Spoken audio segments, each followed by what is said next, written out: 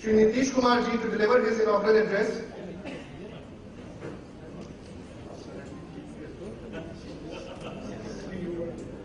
I'm sorry, the Chief Minister, Shri Nitish Kumar ji, to deliver his inaugural address. He is also the chief host of the event. I regret for the miscommunication. Lord, we are chief guest.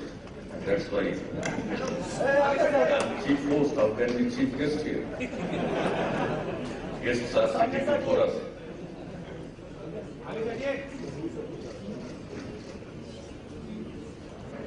हमारे सहयोगी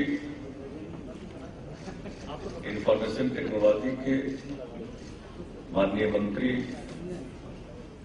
जनाब शाहिद अली खान साहब, बिहार सरकार के मुख्य सचिव श्री अशोक कुमार सिन्हा जी,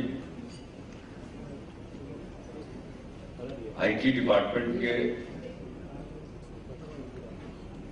प्रधान सचिव Shri NK Sinha ji, doctor Gary Sandru, Shri R Chandrashekhar ji, Shri BB Naidu ji, Beltron के एमडी श्री अतुल सिन्हा जी,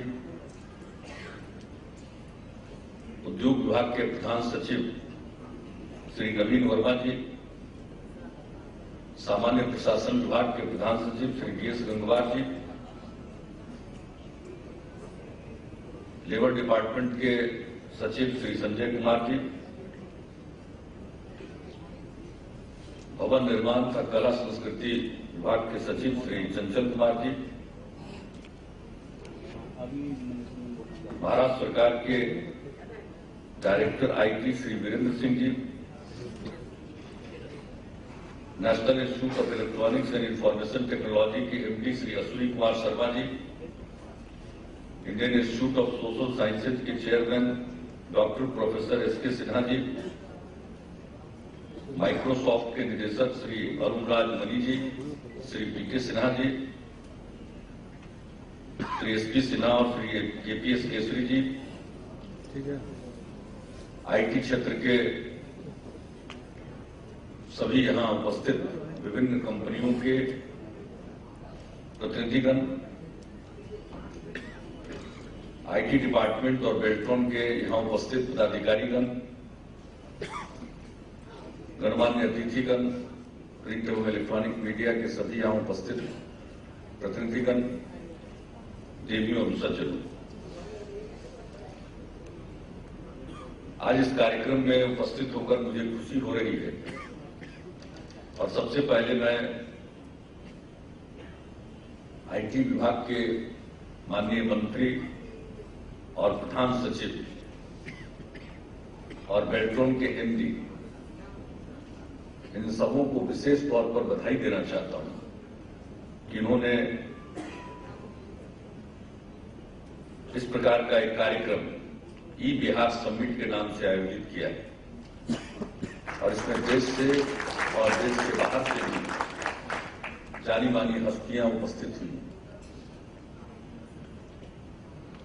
इस अवसर पर जो कुछ भी हमें कहना था उसका एक लिखित वक्तव्य भी है। मैं चाहूंगा कि उसे 2 दिनों का ये समिट है, लोगों को उपलब्ध करा दिया जाए ताकि पूरी बात जो सरकार की तरफ से यहां पहल की गई है उसके बारे में वो जान ले। इसलिए मैं उन बातों की चर्चा नहीं करूंगा, कुछ खास बातों की मैं चर्चा करूंगा। आईटी और आज की इस टेक्नोलॉजी का क्या फायदा है, इसको बतलाने की जरूरत नहीं। हमने शुरुआत कहां से की थी? जब बिहार के लोगों ने मुझको यहां काम करने का मैंडेट दिया तो उसके पहले हम लोग बोला करते थे बिहार की बदहाली के बारे में,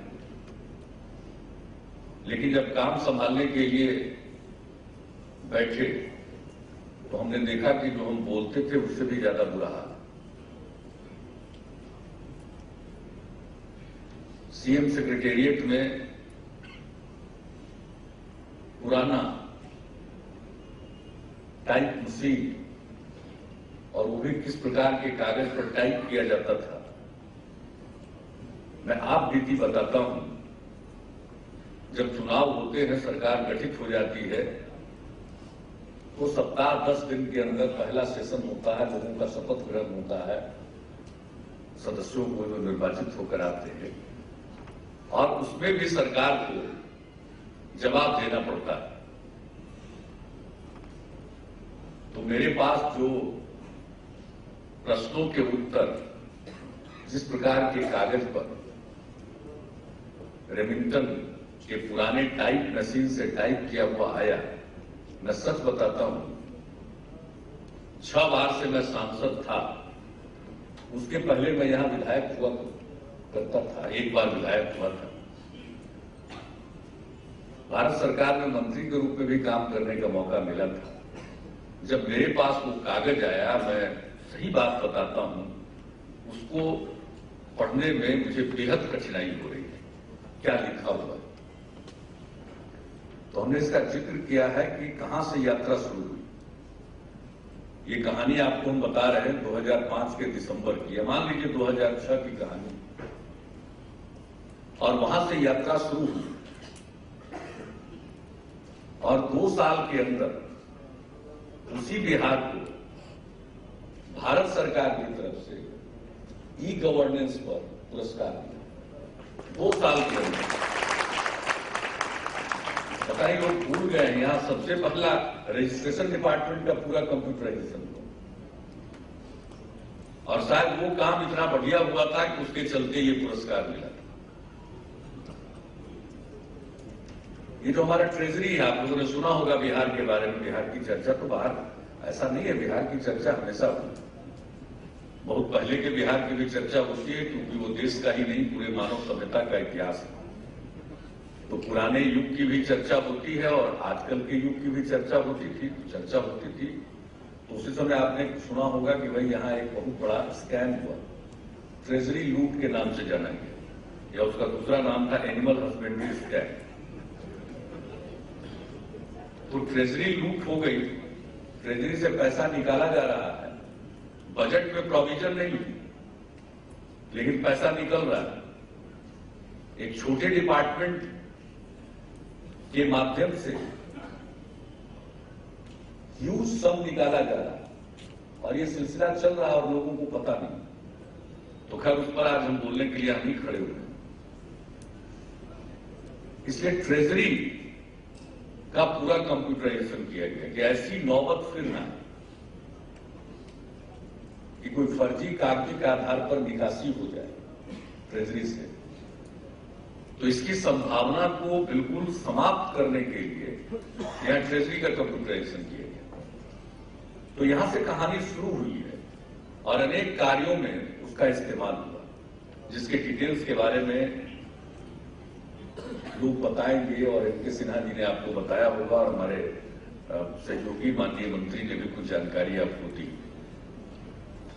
तो काम ये आगे बढ़ा, और वहां से अब हमारी आईटी पॉलिसी भी है, और आईटी के क्षेत्र में विकास के लिए हम लोगों ने महत्वाकांक्षी योजना भी बनाई,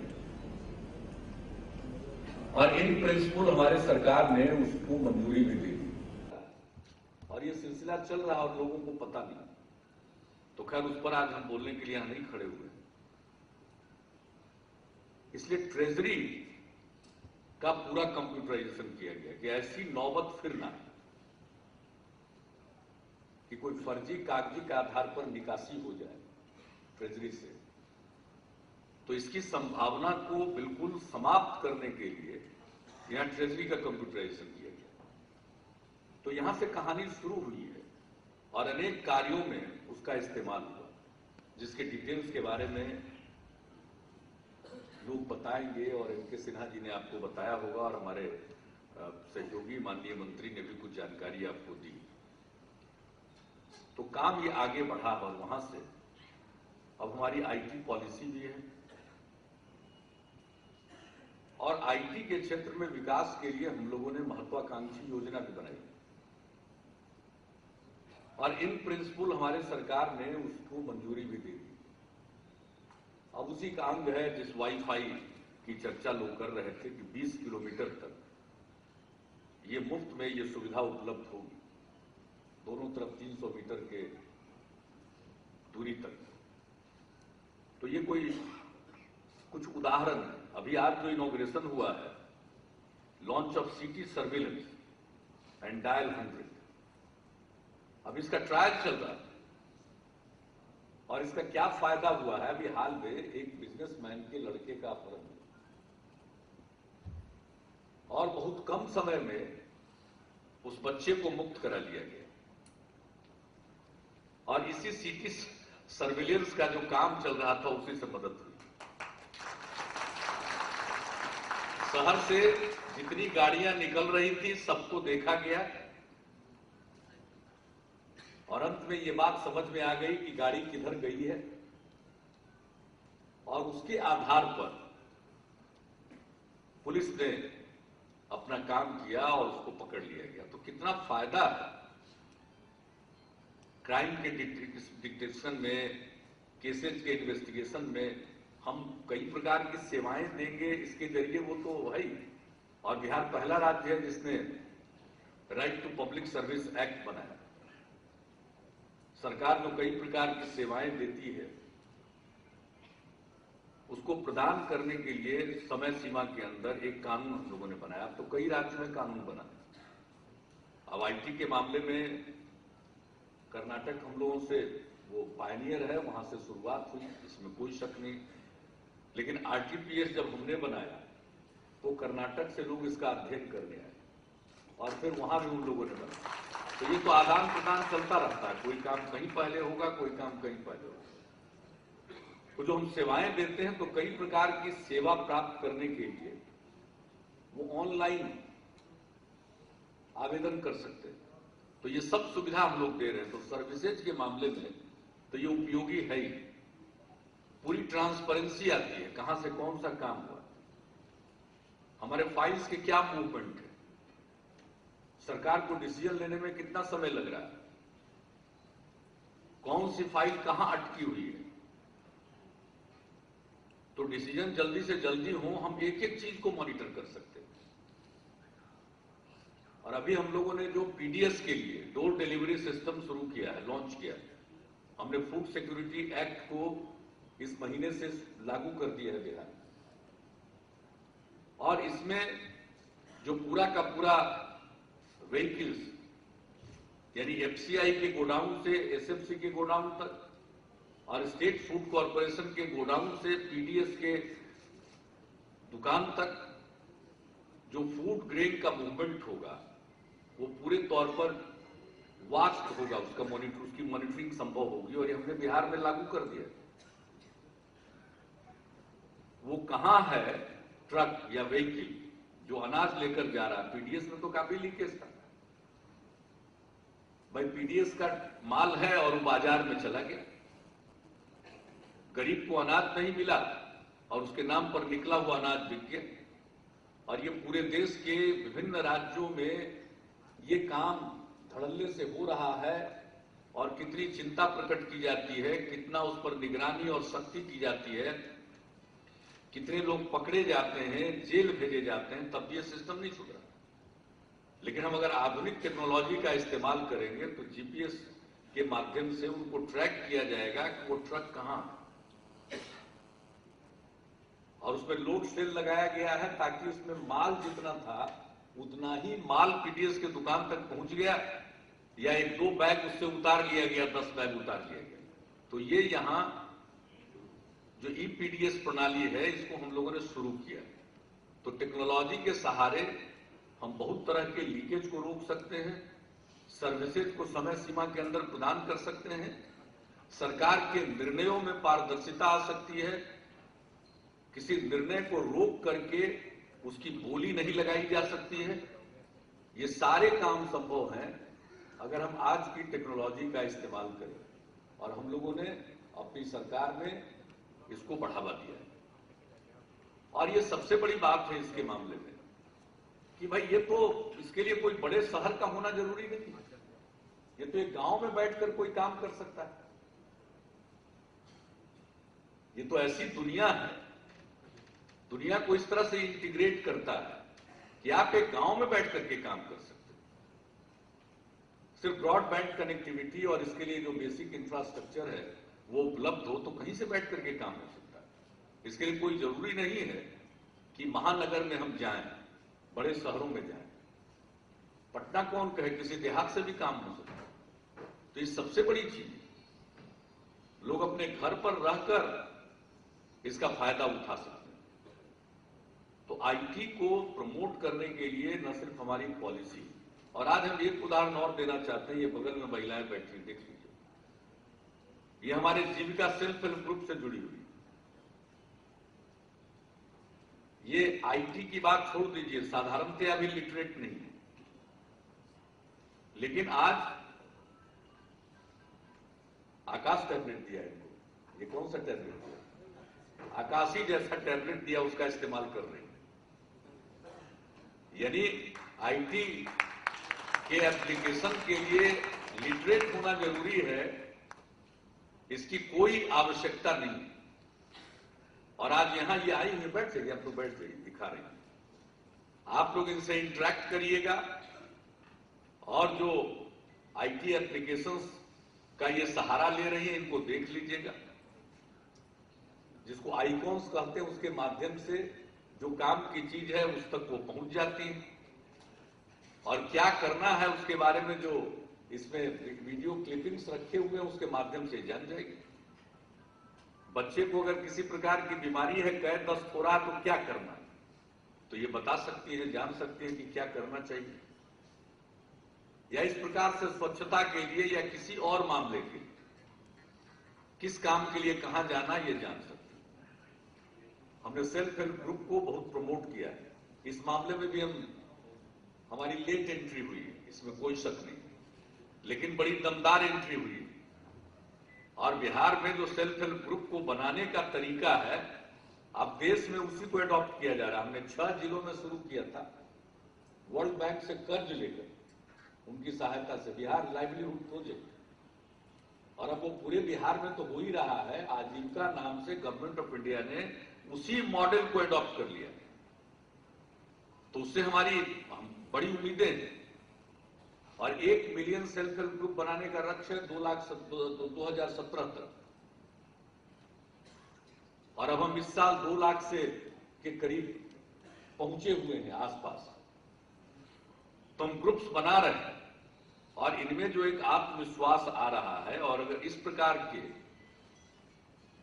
ये आईटी का भी प्रयोग कर सकेंगे तो आप समझ लीजिए कि इनका एम्पावरमेंट कितना होगा। तो इसके माध्यम से बिहार में बहुत कुछ करने की कोशिश हो रही है। डिजिटल डिवाइड है, इसको मिटाने की कोशिश होगी।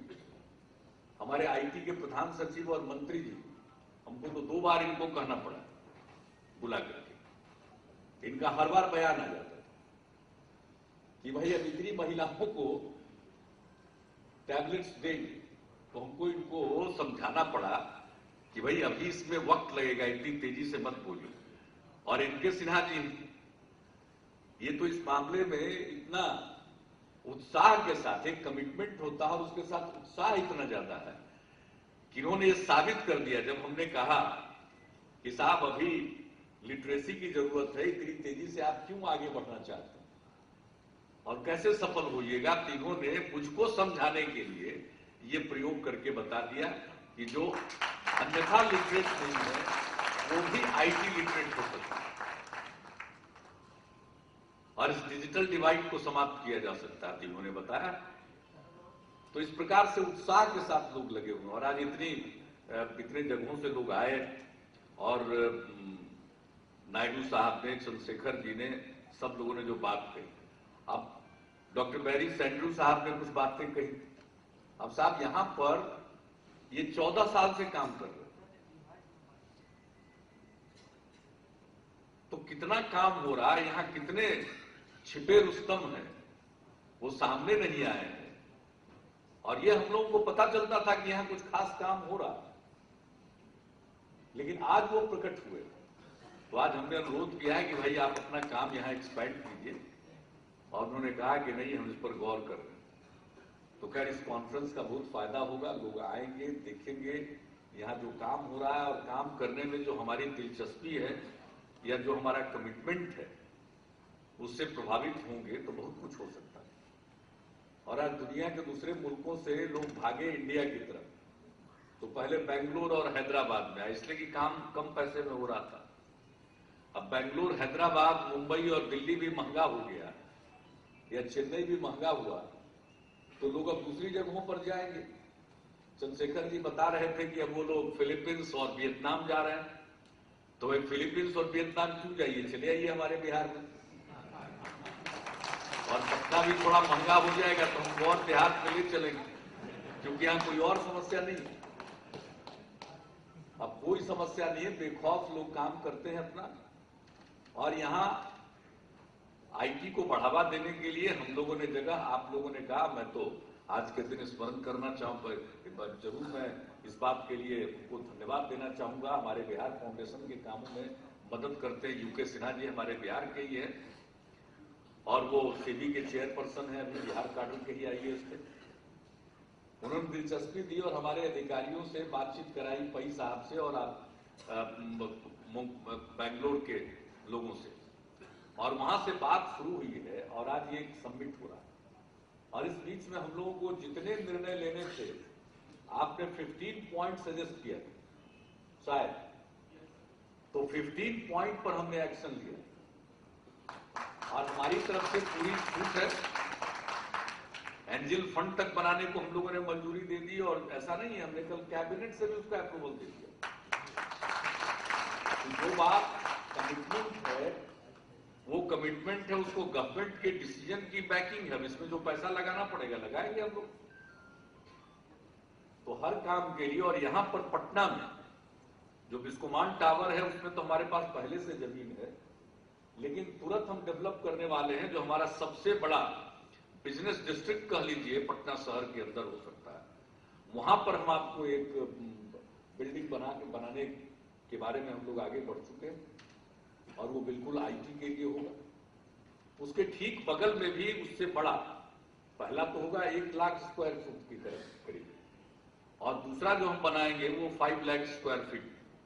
तो दोनों के लिए हम लोगों ने जगह के बारे में मंजूरी दे दी और इन प्रिंसिपल अप्रूवल दे दिया।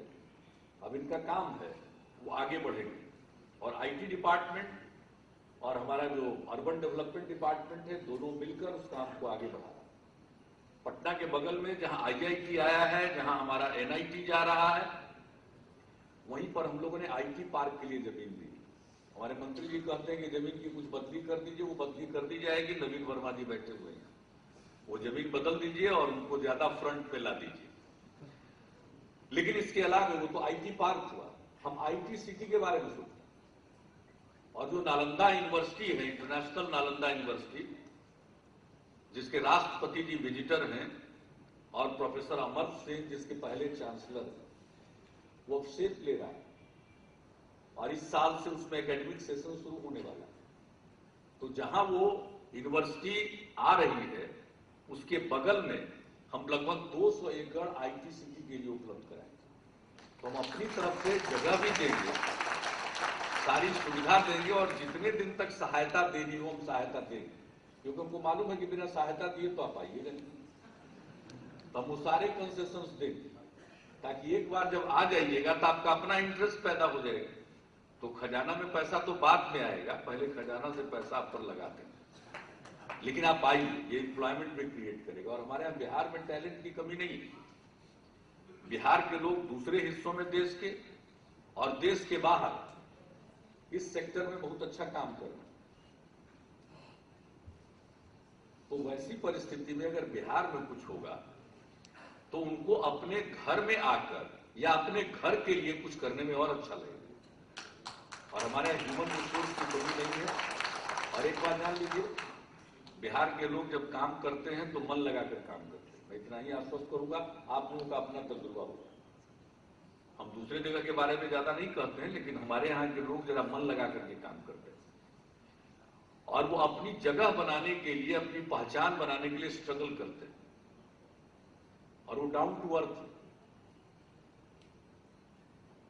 वो किसी भी तरह से अपने काम को पूरी निष्ठा के साथ करने में विश्वास रखते हैं। तो जब यहां अगर आप आईटी से रिलेटेड कोई काम करेंगे, सॉफ्टवेयर हो, हार्डवेयर हो, तो यहां के लोग आपको उपलब्ध होंगे। और कुल मिलाकर अगर प्रॉफिट देखें, हमारे कहने से तो आएंगे नहीं लोग जब तक उनको दिखेगा नहीं कि प्रॉफिट है। तो यहां उपलब्धता भी है, सुविधा भी है, माहौल है। जैसा हमारे एनके सिन्हा जी ने कहा, इकोसिस्टम की बात इन्होंने कही, तो हर प्रकार का माहौल आपके लिए अनुकूल है, हर प्रकार से। तो उसको आप यहां पाते हैं। और दूसरी बात है कि अंततोगत्वा आपका किसी भी चीज का जो एक होता है, कितनी आपको लागत लग रही, तो लागत कम लगेगी, प्रॉफिट का मार्जिन ज्यादा होगा। इसलिए हम आपसे यही अनुरोध करेंगे कि आइए। और आपने कहा है कि बिहार में इतना कुछ हो रहा, इसके बारे में बाहर जानकारी नहीं है, रोड शो होना चाहिए। तो मैं तो कहूंगा एनके सिन्हा जी से, इसके लिए रोड शो ऑर्गेनाइज करें और यहाँ के लोग जो यहाँ काम में लगे या बाहर के लोग भी जो यहाँ काम कर रहे हैं, उन सबों को शामिल करते हुए आप देश के कुछ चुनिंदा जगहों पर रोड शो करिए और वहां जाकर सारे चीजों को एक्सप्लेन करिए, ताकि अधिक से अधिक लोग यहां पर आ सकें। तो मैं समझता हूं कि आपका ये जो समिट है 2 दिनों का, ये कामयाब होगा। और बिहार भी एक आपके लिए डेस्टिनेशन है, ये यहां से जरूर इसका संदेश जाएगा, इसका मुझे पूरा भरोसा है। तो इन्हीं शब्दों के साथ आप सब जो बाहर से आए हैं, मैं उन सबका स्वागत करता हूं अपनी तरफ से, बिहार सरकार की तरफ से, बिहार के लोगों की तरफ से। और मुझे पूरा भरोसा है कि आपका ये समिट है कामयाब होगा।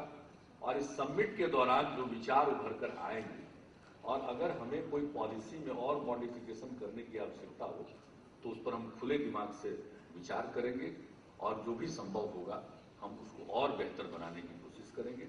इन्हीं शब्दों के साथ आप सबको बहुत बहुत धन्यवाद।